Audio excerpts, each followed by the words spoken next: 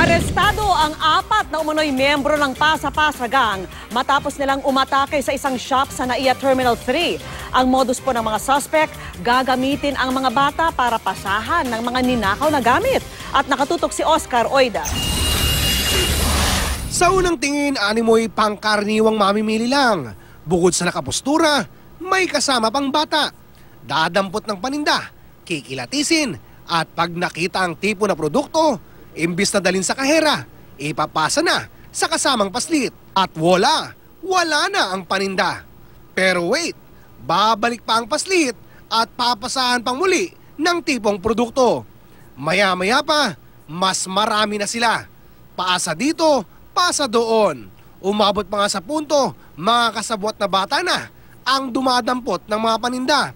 Ang modus na ito na kung tawagin ay pasa-pasa, kuwang-kuwa ng CCTV camera sa commercial area ng NAIA Terminal 3 noong nakaraang linggo. At dahil public area ito, nakakaparuot pa rito ang sinuman kahit pa hindi pa alis na pasahero. Hindi natin masasabi na isang typical na shoplifting dahil yung manner ng kanilang operation is organized to. Nangyari dito, kinuha ng matatanda, inabot doon sa mga bata, and then inilipat ulit doon sa mga tatanda.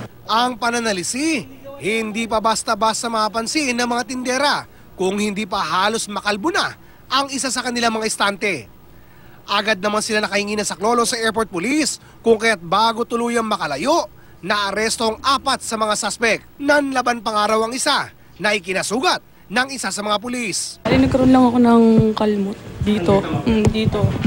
Diyan, at saka dito siya kaso nga lang medyo nag-fade na. Nagkaroon ng commotion yung dalawa. Bali napagitnaan ako. Pag hawak ko siya, pumigla siya sa akin ganun.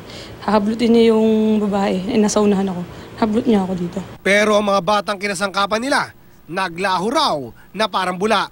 Marahil kasamang naitakas na aabot sa 418,000 pesos na halaga ng mga nakulimbat nilang mga beauty products. Suspetsa ng otoridad, malaking grupo ang sindikatong nasa likod ng pasa-pasa. We have already heightened our security inside the terminal, especially deployed more security personnel also sa ating 4th floor area where all shops, concessionaires are located. Oscar Oida, nakatutok, 24 oras.